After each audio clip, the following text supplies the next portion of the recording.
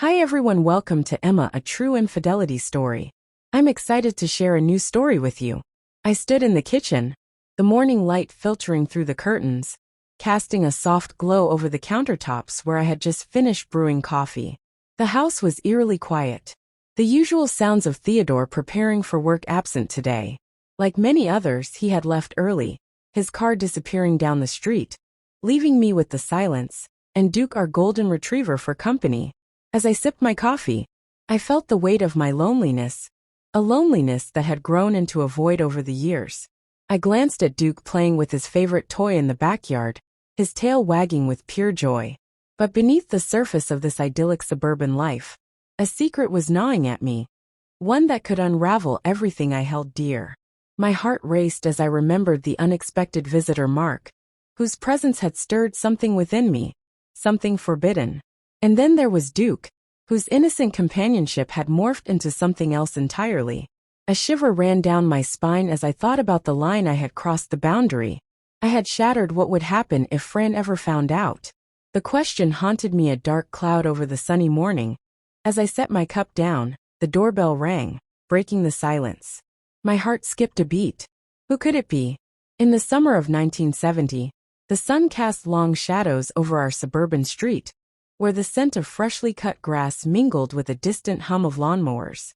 I am Mia, a 32-year-old housewife with a passion for gardening and a heart full of love for my family. My husband Theodore, a hard-working salesman, often left early in the morning, his car disappearing down the street as I stood on our porch waving goodbye. Our home, with its white picket fence and the laughter of children playing nearby, seemed like the epitome of the American dream. Yet as I watched Duke, our golden retriever, chase after a squirrel with his tail wagging furiously, I felt a pang of unease beneath this picturesque life. There was a secret, a dark shadow that threatened to unravel everything we had built. Duke, our loyal companion for the past 6 years, had become more than just a pet. He was my confidant, the one who knew my secrets without ever betraying them. His eyes, always so full of understanding, seemed to ask me what was Theodore, as if he sensed the turmoil within me. It all began one quiet afternoon, when Theodore was away on a business trip. The neighborhood was unusually silent, the usual sounds of children playing replaced by an eerie stillness.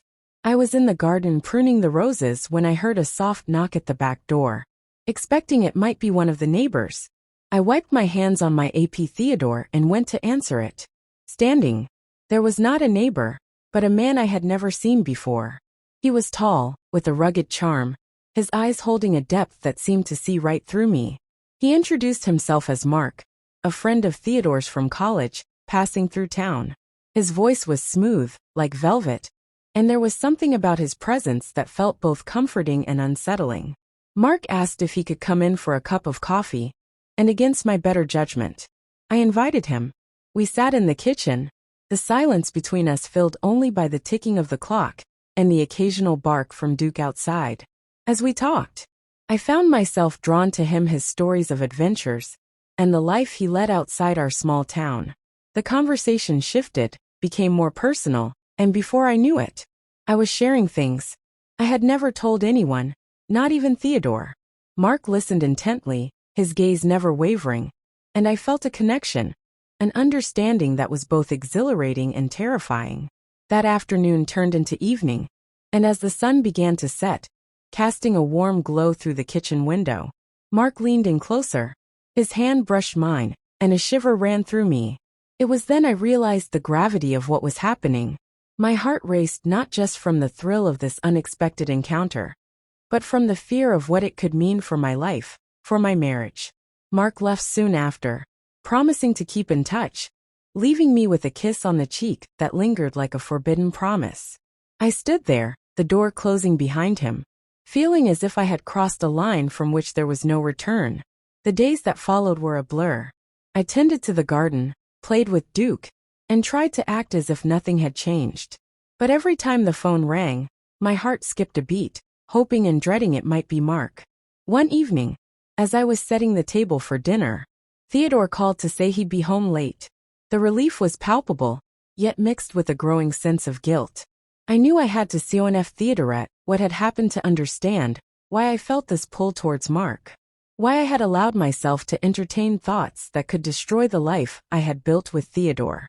As I lay in bed that night, the house silent except for Duke's soft snoring at my feet, I realized that my secret wasn't just about Mark.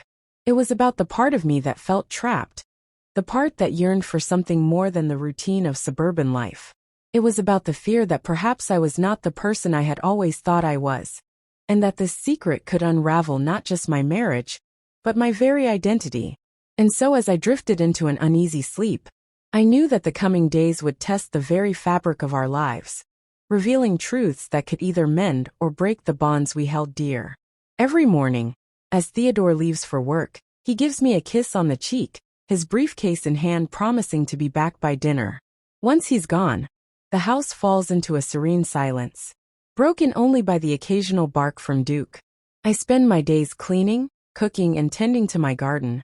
But there's something else I do, something that fills the void of loneliness. When Theodore is away, I start my day with a routine that has become as natural as breathing. After on leaves, I make myself a cup of coffee, sit at the kitchen table, and watch Duke play in the backyard. It's during these quiet moments that my secret begins to unfold. With Duke by my side, I retreat to my sanctuary, the small room at the back of the house that Theodore calls my hobby room. Here, amidst the shelves of books and the soft glow of a lamp, I find solace. I pull out my journal, the one with the worn leather cover, and begin to write. My entries are not just about the mundane details of my day. They delve into the depths of my thoughts, my desires, and the stirrings of my heart that I've kept hidden today. I write about Mark, his unexpected visit, the way his presence seemed to fill the room with a different kind of energy, the touch of his hand that sent a forbidden thrill through me. I pen down the confusion, the guilt, and the undeniable attraction I felt. Writing it out helps me process these feelings, to understand why I felt so drawn to him, why I shared secrets with him that I've never shared with anyone else. As I write, Duke lies at my feet, his head resting on my slippers, his eyes occasionally lifting to meet mine, as if to say, "I'm here for you." He's my silent witness, the keeper of my secrets, and in his presence I feel safe to explore the parts of myself that I've kept locked away. The morning light shifts, casting shadows across the pages of my journal. I write about my life with Theodore, about the love we share, but also about the monotony that sometimes creeps in, the feeling of being stuck in a loop. I confess to the pages how Mark's visit made me feel alive, how stories of travel and adventure sparked something within me that I thought had long been extinguished. I pause, my pen hovering over the paper, as I contemplate the implications of my feelings. What does it mean to be so affected by another man? Is it a sign of something missing in my marriage? Or is it merely a fleeting fantasy, a break from the norm? The silence of the house is comforting, allowing me to dive deeper into my thoughts. I write about my fears, about the potential consequences of my actions, about the life I've built with Theodore, and how one misstep could shatter it all. But then I also write about my dreams, the ones I've tucked away under the guise of duty and responsibility. Dreams of travel, of experiencing life beyond the white picket fence, of feeling that rush of excitement that Mark brought with him. As the morning turns into afternoon, I close my journal, feeling a mix of relief and anxiety. Writing has always been my escape, my way to CONF theater at the shadows within me. But today it feels like more than just an escape. It feels like a confession, a silent cry for understanding, or perhaps for forgiveness. I stand up, stretching my legs, and look out the window. Duke has moved to the garden, chasing butterflies, now his tail a blur of motion. I smile at his innocence, at the simplicity of his joy. If only life could be as straightforward for me. With a deep breath, I decide to spend the rest of the day in the garden, where the physical labor might help clear my mind. But as I work, my thoughts keep drifting back to Mark, to the kiss on the cheek that felt like a promise, to the way his eyes seemed to see right through to my soul. And as I tend to my roses, pruning away the dead blooms, I realize that my secret isn't just about Mark. It's about the part of me that feels trapped, the part that yearns for something more than the routine of suburban life. It's about the fear that perhaps I was not the person I had always thought I was, and that this secret could unravel not just my marriage, but my very identity. The day passes, and as the sun begins to set, casting long shadows over the garden, I know that the coming days will test the very fabric of our lives. They will reveal truths that could either mend or break the bonds we hold dear. But for now I focus on the beauty of the garden, on Duke's playful barks, and on the quiet strength I find within myself, knowing that whatever happens, I have my journal, my garden, and my loyal cute dog to help me navigate through the storm. One sunny afternoon while I was in the garden, Duke came bounding over his usual playful self. However, this time something different happened. As I knelt to plant new roses, Duke's behavior shifted from playful to something more intimate. I found myself responding in a way that was entirely inappropriate, crossing boundaries that should never be crossed. This wasn't just a one-time mistake. It became a daily ritual, a secret affair with our cute dog, Duke. This continued for weeks, my heart pounding with guilt and excitement each time. However, our neighbor, Mrs. Henry, a nosy widow with too much time on her hands, had been watching from her window. One day she caught sight of our inappropriate interactions. Mrs. Henry, with her curtains always slightly parted, had seen more than she should have. Her eyes, sharp and unyielding, had witnessed the forbidden dance between me and Duke. She didn't sniff theater at me immediately. Instead she waited her silence. A heavy weight on my conscience. Days turned into a week, and the tension grew. Every time I saw her, her gaze seemed to pierce through me. Knowing my secret, I tried to avoid her. But in a neighborhood where everyone knows everyone, avoidance was futile. One morning as I was watering the garden, Mrs. Henry approached me. Her steps were deliberate, her face set in a stern line. Mia. She began, her voice low but firm. I've seen what you've been doing with Duke. It's not right. And it's not something I can ignore. My heart sank. The world around me seemed to blur as her words hit me like a physical blow. I stammered, trying to find words, but none came. She continued, I've been thinking about what to do. I could tell Theodore or I could go to the authorities, but I've decided on something else. She paused, letting the gravity of her next words sink in. I want you to stop now, and you will come to my house every Sunday for tea, where we will discuss your behavior. If you refuse, I will have no choice but to speak out. The ultimatum was clear. Mrs. Henry wasn't just a nosy neighbor. She was now my keeper, my silent judge. I nodded, the weight of her control over me palpable. She turned and walked away, leaving me in the garden with the hose still running, my hands trembling. From that day my life took on a new routine. Sundays became a day of reckoning, where I would sit in Mrs. Henry's overly floral living room, sipping tea that tasted like pennant. She would talk about morality, about the sanctity of marriage, about the unnaturalness of my actions with Duke. Each word was a reminder of my guilt, each sip a bitter acknowledgement of my shame at home. My interactions with Duke changed. I couldn't look at him without seeing Mrs. Henry's disapproving eyes. The joy and companionship we once shared were now tainted with fear and the looming threat of exposure. Yet despite the control Mrs. Henry exerted over me, there was a part of me that couldn't fully let go. The thrill, the escape from the monotony of my life was still there, lurking beneath the surface of my guilt. I found myself sneaking moments with Duke when I was sure no one was watching, the risk adding a dangerous edge to our encounters. But with each secret meeting, the fear of discovery grew. I knew Mrs. Henry was watching, waiting for me to slip up to give her the reason to act. My life had become a delicate balance between maintaining the facade of normalcy and indulging in the forbidden. As the weeks passed, the strain began to show. Theodore noticed I was more distracted, less engaged in our conversations. He attributed it to stress, perhaps from the garden or the housework, not knowing the true source of my turmoil. One evening, as we sat down for dinner, Theodore reached across the table, his hand covering mine. Mia, you seem different lately. Is everything okay? His concern was genuine, his eyes searching mine for the truth. I forced a smile, the lie tasting like ash in my mouth. I'm just tired, Theodore. Maybe I need a break, a little time away. He nodded, understanding, but there was a flicker of doubt in his eyes. I knew I was pushing him away, but the alternative was unthinkable.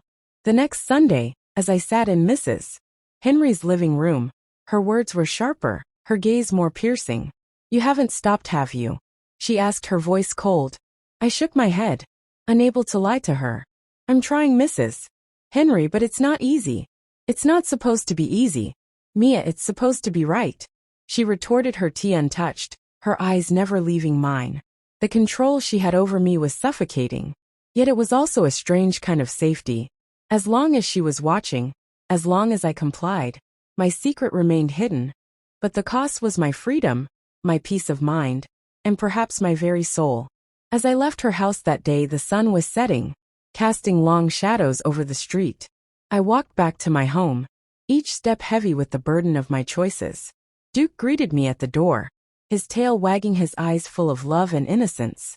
I knelt down, pulling him close, feeling the warmth of his fur against my cheek. I'm sorry, Duke, I whispered, knowing that our relationship would never be the same, that the innocence we once shared was now forever altered by the shadow of Mrs. Henry's watchful gaze. As I stood in the kitchen, the sound of the F Theodorette door slamming echoed through the house, a prelude to the storm that was about to engulf us. Theodore's voice, louder than I'd ever heard it, called my name. With a mix of anger and betrayal, my heart sank, knowing that the CONF Theodoration I had been dreading was upon us. I turned off the stove, the dinner I was preparing now forgotten, and walked towards the living room. Theodore was standing there, his face flushed with a storm of emotions, his eyes wide with disbelief. Mrs. Henry was beside him, her expression one of grim satisfaction, her binoculars clutched in her hand like a weapon. Mia, what is this all about? Theodore's voice was a mix of confusion and hurt. Mrs. Henry here says she's seen things that I can't even fathom. I felt my knees weak in the room, spinning slightly as I tried to find words. Theodore too can explain. I started, my voice barely above a whisper. Explain what, Mia, that you've been with? Duke, his voice broke on the last word, his face contorting in pain and disbelief. Mrs. Henry stepped forward, her voice steady and condemning. I've seen it. Theodore, I've seen her with the cute dog in ways that are not natural, not right. The room felt like it was closing in on me. I looked at Theodore, seeing the man I loved, the father of our future children, crumbling before me. Theodore, it's not what you think, I pleaded. But even as the words left my lips, I knew how hollow they sounded. Not what I think, he echoed, his voice rising. Mia, how could you? How could you betray our marriage? Our trust like this? Tears welled up in my eyes, not just from the CONF Theodoration, but from the realization of how far I had fallen. I was lonely, Theodore. I felt trapped, and I made a terrible mistake. I didn't know how to handle the emptiness. Mrs. Henry interjected, her tone. I see loneliness is no excuse for such depravity. Mia, you need help, professional help. Theodore turned to her, his voice softening slightly. Thank you, Mrs. Henry, for bringing this to my attention. Two need to handle this. She nodded, her mission accomplished, and left us alone in the wreckage of our once peaceful home. As the door closed behind her, the silence was deafening. Theodore looked at me, his eyes searching for something. Perhaps the woman he thought he knew. Mia, I need to understand, how did it come to this? I took a deep breath, the weight of my confession heavy on my C*******T.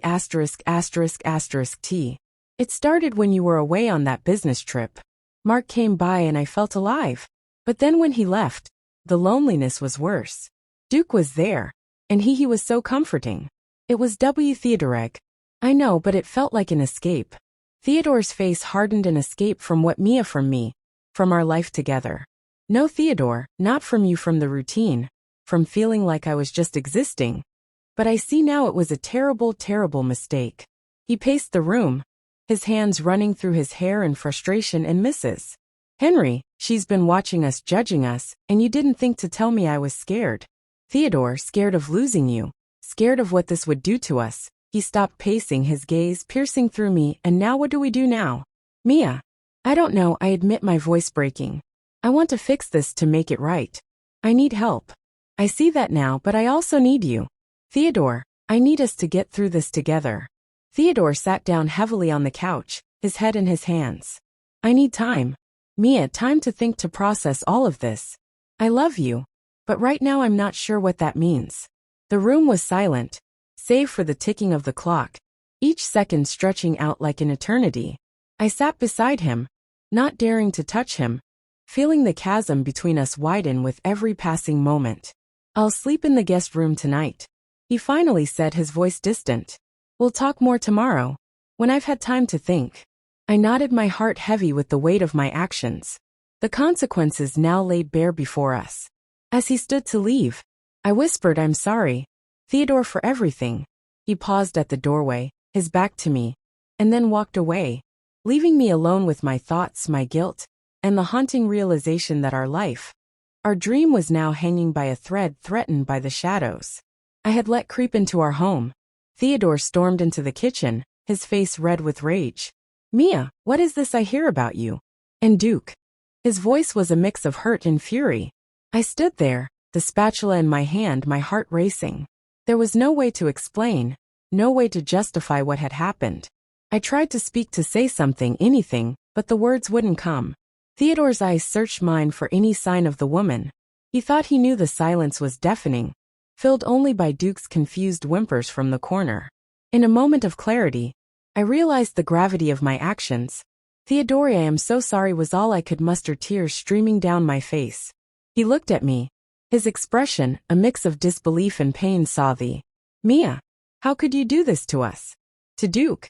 I felt the room closing in. The walls of our once cozy home now seemed like barriers trapping me in my own guilt. It wasn't what you think, Theodore. It was a mistake, a terrible mistake." Theodore's voice rose, his frustration palpable. "A mistake. Mia, this isn't like forgetting to buy milk. This is beyond anything I could have imagined." I sank into a chair, the weight of my confession pulling me down. "I was so lonely, Theodore, when you were away and after Mark left. I felt so alone. Duke was there, and he was comforting. But I know it was Theodore. Theodore paced the room, his hands clenched into fists and misses. "Henry, she's been watching us, judging us, and you didn't think to tell me. How long has this been going on?" "It started after Mark's visit. I felt like I was suffocating in this life, in this routine. Duke was just there, and it became something else." My voice broke the reality of my actions, hitting me anew with each word. Theodore stopped pacing, turning to face me with eyes that seemed to look right through me. "Mia, I need to know, did you feel anything for Duke?" I shook my head, tears blurring my vision. "No, Theodore. It wasn't like that. It was about the escape, the thrill of something forbidden. I didn't love him, not like that." It was LA's a moment of weakness. He sat down opposite me, his face now a mask of sorrow. "And what about us? Mia, what about our marriage, our future? How do we move past this? I want to fix this. Theodore, I need help.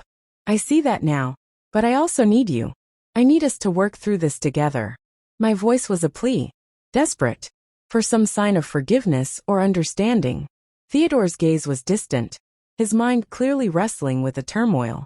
"I need time, Mia, time to think, to process all of this. I love you, but right now I'm not sure what that means." The silence that followed was thick, with unspoken words, with the weight of our shared history, and the uncertainty of our future. I watched him, feeling the chasm between us widen with every tick of the clock. "I'll sleep in the guest room tonight," he said. Finally, his voice devoid of emotion. "We'll talk more tomorrow, when I've had time to think." As he stood to leave, I whispered, "I'm sorry, Theodore, for everything." He paused at the doorway, his back to me, and then walked away, leaving me alone with my thoughts, my guilt, and the haunting realization that our dream was now hanging by a thread, threatened by the shadows I had let creep into our home. The night stretched on, each minute feeling like an hour. I lay in our bed alone, the space beside me empty, a stark reminder of the distance I had created. The house was quiet, too quiet. The usual sounds of Theodore's breathing, the soft snoring replaced by the oppressive silence of my own making. I thought about Duke, his innocent eyes, his wagging tail, and how I had corrupted something pure. The guilt was overwhelming, a physical weight on my T.